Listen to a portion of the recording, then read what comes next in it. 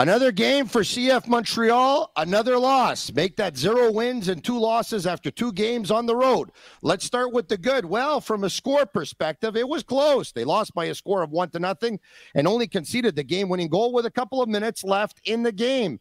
And how about Jonathan Sirois? We were wondering if CF Montreal was going to have a problem with James Pantemisel. Well, one game doesn't make a season, but Sirois' performance was very inspiring. And I think we have a lot less to worry about. Other than that, the bad, well, it was not the most entertaining game in the world. If they want to get fans, well, that is not a good sample that they showed us on Saturday night. Another game, another loss. We'll discuss it. I'm Marinaro, Filosa, and DeFalco coming up on the Sick Podcast, CF Montreal Talk. Turn up your volume. Because you're about to listen to The Sick Podcast. CF Montreal Talk. Here's the chance. They've got the goal. Absolutely incredible. Cameron Porter delivers the goal to send Montreal Impact into the CONCACAF Champions League semi-final. The sickest CF Montreal podcast. It's gonna be sick. Marinaro, the Sick Podcast, CF Montreal Talk. To my left, Jeremy Filosa, and to my right, Gavino DeFalco, who also bring you IMFC Radio en français, and you can subscribe to their podcast if you'd like. All right, okay, so, guys, CF Montreal played Game 2 on Saturday night. It was close from a scoreline perspective, but in the end, a late goal by Austin FC sees Austin FC prevail by a score of 1-0. Jeremy, your thoughts? Well, my thoughts are that, Montreal, I thought, was the better team for 60 of the 90 minutes. That's my opinion. From the 15th, more or less, till the 75th. So they controlled the possession, the ball, for 60 of the 90 minutes. Unfortunately, I know that it's legal now in Quebec, but did you have one of those when you watched the game on Saturday night or what? And I got to admit, I went out with my wife last night, and I rewatched the game. It was very late, but still. Hold on a second. I got to admit that after you just said what you said, I realized that you went out with your wife on Saturday night. You didn't watch the game live. Jeremy, you thought CF Montreal was a better team. No, I thought they were the better team from the 15th to the 75th minute. If you look, Austin didn't do much during that period of time. But Austin did much more in the 30 minutes that they were the best than Montreal did in the 60 minutes that they were the best. So they had the better scoring opportunities. If it wasn't for Sirois, this game probably would have ended 2 or 3-0. There are a few positive things to look at. I thought it was a better performance than the week before. But man, oh man, you got to be a big fan to appreciate this kind of soccer because it was not entertaining on the Montreal CF Montreal side. DeFalco, this guy that you work with, this guy's the best. This guy's the best. He eliminates the scoring chance that Austin had in the 10th minute. Wow. He eliminates the one that they had in the 14th minute. I said the one. Of course. Yeah, you're picking moments. Okay, go perfect. No problem. Go ahead. First 15 minutes, last 15 minutes belong to Austin. The middle of the game was Montreal. I don't agree. The first half hour, Austin was the only team dominating the pitch. They got one goal disallowed by Jesse Zardes. If it was not for Jonathan Sirois, this game would have ended 4-5-0. I don't know, but where was Montreal? Maybe they controlled the possession from minute 30 towards 60 because they slowed down the pace and they frustrated Austin because a lot of balls are going out, whatever, and throw-ins, and Montreal tries to slow down the pace. But guys, there was only one team on the pitch, and that was Austin FC yesterday. Saturday. The first 32 minutes, it's a Saturday night you're referring to. The first 32 minutes I thought was all Austin FC. Let's go back to the starting lineup if we can. Gavino, can we bring up, there was a change made that was at the 66th minute, which we'll talk about, but the starting lineup, we had discussed it the day before the game. Sirois is goalkeeper, a 3-man center back of Camacho with Miller to his left and Piet on his right. The 2 CDMs were Wanyama and Saliba. Herrera was right wing back. Lapalainen was left wing back, and 2 10s who were Chouanier and Rea in behind Kyoto. Guys, I told you something. before the season started. I put it on social media and I told you. And I said, out of all the players, the guy that's going to get a push this year, it's already become very evident to me, is Nathan Saliba. Guys, I like him, okay? I take him on my team any day of the week and twice on Sunday. But now we have to be honest with people here, okay? Are we trying to win games? Are we trying to develop players? Or are we trying to do both? Because there's nobody that's going to convince me that at this stage of his career that Saliba gives CF Montreal a better chance to win as a 6 than Ahmed Hamdi, gives them a better chance to win as a 6 than Reda Zouhir, gives them a better chance to win as a 6 than Samuel Piet. And so I want to ask you guys something, okay? Yeah. Week 1, 2 days before game 1, the coach said he had 2 10s. You remember that? Yes. You remember who he said they were? Yeah, Rhea and Hamdi. Rhea and Hamdi. Who started 10 in game 1? Saliba. Perfect. At the 45th, he came out. Who went in until from 45th to 60? Rhea. Choinière. And then Rhea played the last 30 minutes. Exactly. Okay? And I thought Rhea was CF Montreal's best player in game 1. Okay? Yeah. Now, in game 2, Saliba, who, let's put the cards on the table. This is no knocking him. He's a young player, guys, and he skipped a step. He went from TLSQ to the main team. It's asking too much, guys, okay? Yeah. But instead of treading, they're forcing him down everyone. No, he's going to play. It doesn't matter how he played in game 1. In game 2, he starts as a CDM, correct?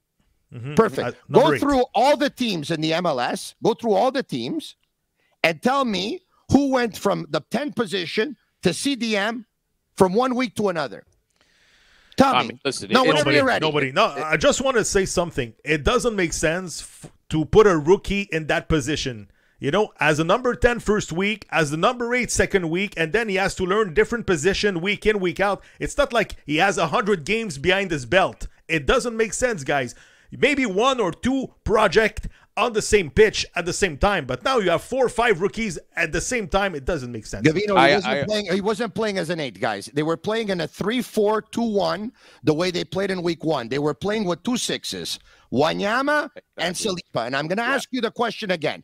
Take me another 10 in the league that goes from 10 1 week to 6 another. Guys. Especially a rookie. An 8 and a 6, it's a similar profile. The 8 plays in a more advanced position. Yes. A 10 and a 6 is completely different position. But Jovinko's going to play 10 1 week, and the week after, they're going to have an injury. Bradley's going to play center back, and Jovinko's going to play 6. Come on, guys. What are we talking about here? Okay, but Tony, listen. You got to understand one thing here, okay? You got a lineup of 20 players with 8 rookies. 8. Okay, so it's not as if the coach on the bench says, I got the perfect solution. I'm going to play this guy. He has limited options. So I understand there's a lot of things that I don't agree with, but I also recognize that he's got his hands tied right now. Tony, in any team, and Gavino, listen, whether it be hockey or soccer, for me, you start a new year, okay? You want to add 1, 2 rookies on your team? No problem. More than that, you're looking for trouble. Jeremy, would you have started Saliba instead of Hamdi as a CDM? No. Yes or no? No. Perfect. No. Okay, my problem, I'm going to tell you what my problem is. My problem is you have a player who's getting 2 straight starts as a rookie and who has not dominated the level that he played in prior to this year. Had he played 2 straight seasons in CPL like Sean Rhea had, okay, I would have given him these 2 chances. But it's not the case. And you know how you learn? You learn by walking, not by running. And I find right now it's too much for him. They are learning on the job right now. Saliba, nothing against that kid. He's a good kid, only 19 years old. He's a project. He's going to develop, but it's going to take time. He's a good player, Gavino. He's a good I know, player. but it's going to take time. It's going to take games, but don't expect him to bring the team on his shoulder week in, week out. It's too much. Hey, I'm reading stuff on social media. I'm reading stuff. So somebody put he has a higher ceiling than Ishmael Kone. No, but seriously, I understand that cannabis became legal, but people are smoking some good stuff though now lately. No, seriously, Nathan Saliba has a better ceiling than Ishmael Kone. Are we joking here? Or are we? Tony, Kone has been a Cinderella story last year, from being a practice guy to the World Cup. You're not going to see that every year. It's impossible. So let's give him time. He's going to need experience. Yeah, I agree with that. But listen, guys, if Ahmed Hamdi can't find a place in the lineup right now with all the injuries they have and all these rookies that don't have any experience, what is this guy still doing on the team? At the salary that he's making, honestly, seriously, what is this guy still doing on the team? Because if he can't find any playing time right now, he's never going to play. Well, and hold on a second. The same thing, guys. There's a couple of players that I told you already in a couple of weeks ago that are in the doghouse, and I don't see a future here for them. Reda Zouhir, okay, has now seen Nathan Saliba play a lot more than him. Reda Zouhir came in. We're going to show when he came into the game, play a lot more than him. Mason Toye hasn't been able to get into the lineup. All right, let's go back to the first graphic if we can, right? Because there was the starting lineup, and then there was minute 66. There was a change that was made. Guys, I'm going to come back. So Sean Rea comes out, Ofer comes in, and Ofer replaces Rea, playing right behind Kyoto. Guys, I want to ask you a question, okay? Yeah. I want to ask you a question. We thought Sean Rea was the best player in week 1, correct? Yeah. Perfect. Yesterday Saturday in game 2, who was the best player for CF Montreal? Let's see if we all agree. The keeper. Sirois. We agree. The keeper. Who was the next best player? I would say Piet. Stop. Gavino, please stop. I would say, no, he played a simple game. Well, yeah. No, he played a simple. He made his job. He did his job, and he cleared the ball. That's it. Yes. That was his job on Saturday. Clear the ball, don't take chances, and that's it. But listen, I thought that Rea gave them bigger dimension. They were not very dangerous on corner kicks, unfortunately, with Rea taking them. But in the flow of the game, they were more dangerous with Rea in the middle of the park than they were the week before. Rea was their best player in game 1. Sirois was their best player in game 2, and their next best player in game 2 was Sean Rea for me. And the fact that he came out at the 66th minute, guys, I don't understand how Sean Rea, who had a chance at the 33rd minute, and that was a good play from Saliba, who got a pass from Lapalainen, gave it to Kyoto, made a move, gave it to Kyoto. Kyoto crossed it to Rea, who extended himself, and the keeper made a very good save, okay? Sean Rea also set up Matthew Chouanier, and Chouanier, for whatever reason, instead of taking on his guy, slowed down. Chouanier had two great chances in the game. Once he slowed down, and another time when Kyoto gave it to him, he shot short side up high for the goalie to make a save. It was a very bad finish. Guys, I don't understand Sean Rea coming out. And I'm going to take it. I'm going to say this again. And I said this a couple of days ago. I thought their best lineup going into game 2 would have been a 4-2-3-1. And I would have played Miller and Camacho at center back. I would have played Herrera at his off left back. I would have played Broguillard at right back. I would have played Piet and Wanyama as CDMs. I would have played Rea on the left. I would have played Kyoto. I would have played maybe Sanusi on the right. And I would have put Ofer up top. I give Ofer a half. He doesn't do anything. I put Vilsain up top. And then I give Sanusi a half. He doesn't do anything. And I give Mason Toye to come in from. Anyway, it didn't go with that. Tony. I believe it was a better lineup. It's hypothetical. I know, but the players who didn't play yesterday, Logan Ketterer, the backup goalie, number 3 goalie, Mason Toye, and my friend Jules-Anthony Vilsain, who's still a rookie. Mason Toye, yesterday, I asked the question to Hernan Losada. Hold on a second. Why are you still calling him a rookie? Can you ask me this? Now you're making me upset. Why are you still calling him a rookie? He went to Sporting Lisbon, which no other young player... he's a rookie in the MLS. Let's say no experience in the MLS. Well, okay, perfect. Hold on. I want to tell you.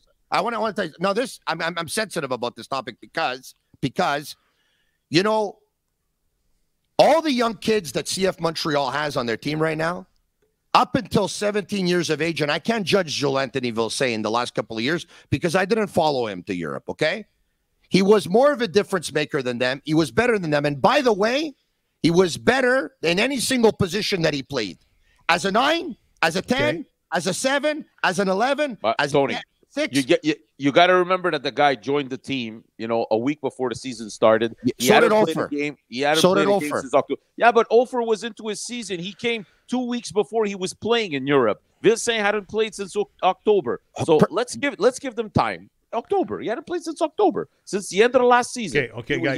He was left out of the lineup, so he hasn't played. But I'm sure we're gonna see him soon. But guys, the reality is this. Yeah. The reality is there are 8 player, call them rookies or call them players who have no MLS experience out of 12 in your roster. What I'm saying is, I agree. When I saw the changes, I couldn't really understand what I was seeing. But at the same time, when I look at what the options are on the bench, and I look at how Austin was starting to come and push, and I said to myself, they don't have the pieces on the bench to close this game. Guys, no matter who they put, it's not going to happen. It's going to be a miracle. Well, guys, when I asked Saturday night at 11:30 at night, because the Zoom call was very late, I asked Losada, where was, by the way, Mason Toye, who proved in this league that he can be a goal scorer sometimes. He said, you know what? Maybe he was not fit enough to start the game, but he was fit enough to stay on the bench. So, what are we doing here? The only guy who proved he can score goals is Mason Toye. How come he's still on the bench when you're trailing in game number 1 and you're trailing in game number 2? What is he doing on the bench? Between Sunusi Ibrahim and Mason Toye, come on, seriously. Like Sunusi Ibrahim, I'm sorry to say, this guy, the last 2 years, should have been playing with in the PLSQ. But that's where he should have been. But 2 here's years a guy, ago, we didn't have a team. And last year, he didn't play with the PLSQ. So it was almost a wasted year. And he was in the doghouse last year. He was in the doghouse. He was in the doghouse, but he can't help you. The guy needs to go dominate somewhere else before he can play in this league. Well, look, I think Sunusi has talent, but here's the deal, guys. They're trying to trade Mason Toye. I've talked around the league. They've been trying to trade him since last year. You know that, eh? They're trying to trade him. He's got some value. But guys, well, he's not going to have more value on the bench. I can tell you guys, that. It doesn't make any sense. This organization wants to buy and sell players and make money. They're not going to be making anything if they sell Mason Toye now. It just makes no sense. If Mason Toye but Jeremy, they could trade him through the season, they could trade him. But Jeremy, they've determined already who they want to push, who they want to play, and who they want to sell. I'm not sure you're right about this. Well, I am right about that. I am right about that. I'm going to tell you right now. They're pushing, and they want to play, and they want to sell Saliba, and they want to play, and they want to push Sunusi as well. And they have more hopes of doing that with Sunusi than they have for Mason Toye. Mason Toye, they want to trade him in the league. Sunusi, they think they can push him, play him, develop him, and sell him. Okay, but guys, bottom line, how many goals they scored after 2 games? Answer me. How many goals? That's 0. It. So, by the way, what are we doing here? So the team, their second division team, has played 3 games, 3 friendlies, I think. 0 goals in 3 games. That's not accurate. I'm pretty sure they've lost all 3 games and they scored 0 goals. Okay, so they played Concordia. They beat them 1-0, so they did score a goal. But they played Université de Montréal. They lost 2-0. They played Red Bulls on the weekend. They lost 2-0. They played Toronto FC. They lost 2-0. And they played York United, and they lost 4-0. Okay, so basically there were 4 straight games without a goal. They scored a goal against Concordia. Yeah, they scored a goal against Concordia, yeah. Okay, congratulations. Right. But I mean, scoring goals is a gift. And when you have players that can score goals, you take them in your academy. You don't cut them because all they know how to do is score. That's what I agree with you. But you know what, Tony? If you don't have an MLS Next Pro team, this guy who potentially can score goals, is he going to stay with you to play in the PLSQ? Or is he going to go somewhere else? Chances are he's going to go somewhere else. There you go. So we talked about this in the last show, but let's get back to the game. Okay, just to talk about. Please. Okay, so we agree. We all agree. Sirois did a great job. They would have lost by a lot more. Piet, I thought, honestly, guys, in a situation that was not easy. Yeah. He gave everything he had. I thought the official was a little bit hard on him when he gave him the yellow card. Yeah. He came out. He looked like he was burnt out. He was finished. Yes. But Jeremy, we know that Piet's going to listen. We know that Piet's going to give you everything he has, right? And the thing is that I'm not going to tell you that he didn't play a good game. Everyone seems to say that he played a good game. I don't think that he played a bad game. I don't think he played a good game. I'm going to give you an example, okay? At the 14th minute, Gallagher came down the right side. Driussi cut to the middle of the net. He was going to the net, okay? Camacho and Piet were together. Piet should be a little bit more behind them. He's playing more to the right. But anyway, Camacho was going to Driussi. I don't know how much communication or lack thereof there was between Camacho and Piet, but what ended up happening was they both ended up going to Driussi. Instead, Piet should have stayed with Rigoni, and Rigoni was all alone about 10 feet out, and Sirois made a save. Okay? Now, I understand if Samuel Piet's going to make a mistake, guys. He's playing a position that's not his. But what I found was he was trying every time the ball came to him, he was trying to clear the ball, because obviously he's not comfortable in that position. And I wanted him. Exactly. Guys, think about this. What would have been more comfortable for CF Montreal? What would have been more comfortable? Asking Herrera, who plays right back, to play left back, or asking Piet, who plays CDM, to play in a three-man center back? That's what I'm getting at. That's we know that Herrera is able to play. That's my point. And he's even said it at the beginning. Another point I want to make. But guys, but Tony, are you taking Lassie out of the game? No. But what I'm trying to tell you guys, is if we all agree that they would have been more comfortable in these roles that I'm talking to you about, well, if you end up putting Herrera at left back and Broguillard at right back and Camacho and Miller at center back, then you can't put Saliba at CDM, guys. Listen, they're trying as much as possible to get through this phase where they have injuries by keeping the same style of play to not confuse guys. That's all it is, and they're hoping that Waterman's going to be there next week and they can go back to playing three center backs, okay? Other thing, you just mentioned Lassi Lapalainen.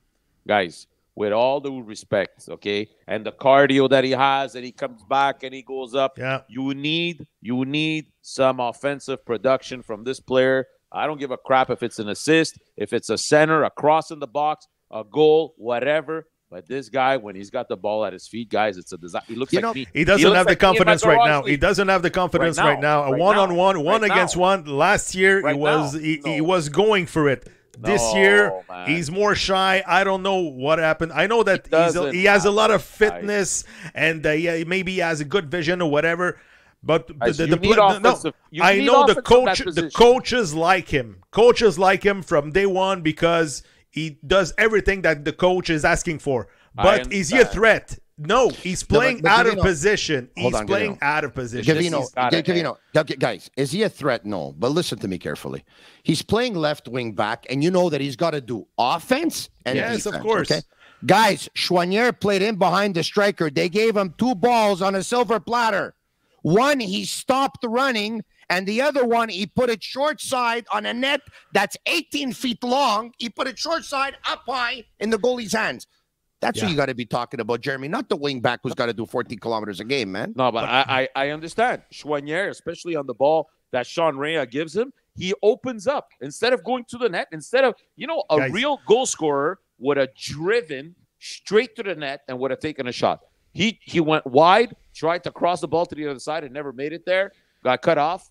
Yeah, it's very disappointing. CF Montreal expected goals yesterday, 0.4. 0.4. How can you win a game when you don't even have one good scoring chance? I don't agree. I don't agree with that. Rea had a good scoring chance. Yes. And Choinière had a good scoring chance, and maybe even 2 good scoring chances. So I'm not.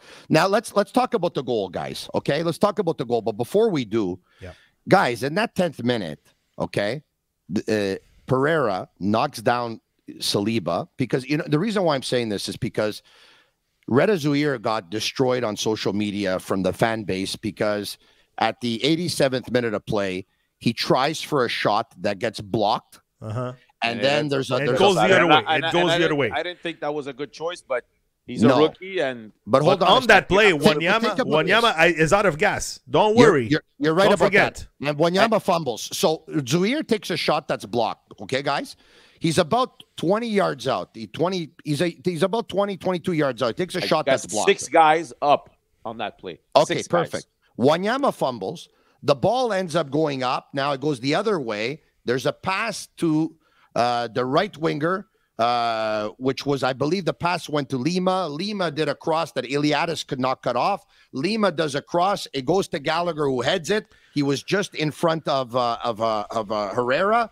And then it goes to Urruti, who basically taps it home within a couple of feet. But think about this for a second, okay, guys? Reda Zouhir took a shot that was blocked about 22 yards out, okay, at the 88th minute. And then the ball goes the other way. It goes back, I don't know how many yards the other way it goes. Another 80 yards back the other way. And there's a couple of more mistakes and missed assignments that lead to a goal, okay? And everyone's hammering him.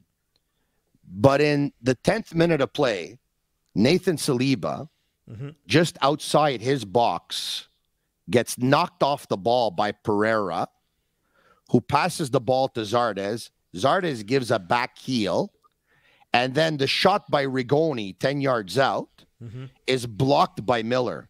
Miller saved him, guys. He saved a goal. That's a bigger mistake than Zouir's, but Miller saves a goal, and nobody saved the goal the other way. So everyone's hammering Zouir, which I feel bad for him.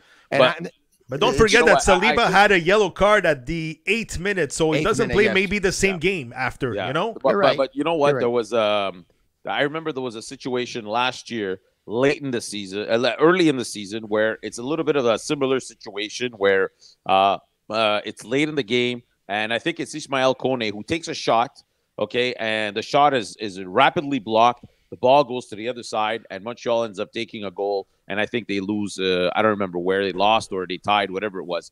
This is a young player, unfortunately, because when I looked up and I said, as soon as I saw that he was ready to shoot, I said to myself, no, because there were so many players up, and I said, if by any chance this shot is blocked, it's going to end up on the other side. It's going to go the other way. But when Losada is saying that he played with 3 number 9s in the second half, did you see a difference in the lineup? Did you see like waves of attack from Montreal? I didn't see it. I haven't seen it. I haven't seen nothing in the last third, guys. It was last third defensively and offensively. I haven't seen nothing from CF Montreal, even with 3 9s on the pitch at the same time. Let's bring up the graphic, Gavino, if you can, with the last changes that were done. Okay. At the 72nd minute, you got Ofer, Ibrahim, and Kyoto. Those are clearly the 3 9s that he's talking about. Yeah. But it seemed like Ofer and Ibrahim played in behind Kyoto at the 72nd. At the 87th, Iliadis steps into Lapalainen's position, and Ibrahim is still there behind Ofer, who comes out top because Kyoto was nursing an injury. By the way, did you see Kyoto taking his time to come off the field? And the therapist is actually telling him to rush. And Kyoto's looking at him and saying, what are you doing, man? I'm wasting time. You want to leave me alone? Yeah. I saw that. And in the end, it ended up biting him in the butt because they need time to get that equalizer. But anyways, they got nothing going there at the end. But what I'm saying is, with all due respect for Elias Iliadis, okay, again, you have a coach here who has to use a player who has no MLS experience to come in and close a game in Austin where you know that the atmosphere is crazy. You know that the other team is pressing, is pushing. It's far from ideal. Far from ideal. You understand? Guys, the team looked out of gas. I'm sorry, but those players who were taken out of the field, Kyoto, Piet, and all those guys, Krabs, you can say whatever you want, but this system from Losada is asking a lot of endurance, is asking a lot of energy, up and down, verticality. As soon as you get the ball, you try to score a goal. It takes a lot of energy out of the players, guys. I'm worried. Okay. Final thoughts here. I'm going to say this. I'm going to say that I'll give you guys a chance to respond, of course, is that, guys, don't get me wrong. I don't want my message to be interpreted the wrong way, okay? If there's anyone who wants young players to play in Quebec, believe me when I tell you, it's me. As a matter of fact, I'd like for there to be more of them. And the more players from here, the great. I think it was awesome that they had 4 players from here, that even more that started and all that stuff. I think all of that is great. But when we ask you what the goal is this year, and you say, well, that it's to win games, all right? Our goal is to win. When some say it's to develop, and you say, well, yes, it's to develop, but the goal is to win. Guys, they didn't field the best lineup in week 1, and they didn't field the best lineup in week 2. That's what I'm trying to tell you. They're fielding a lineup where they're hoping to develop, push, play, and sell, and win, instead of putting together a lineup with objective number 1 to be to win. That's all I'm getting at. Listen, it. What I'm going to say is I don't think right now you have the players to put a lineup on the field that will allow you to dominate anybody. I think right now all you're doing is you're in survival mode.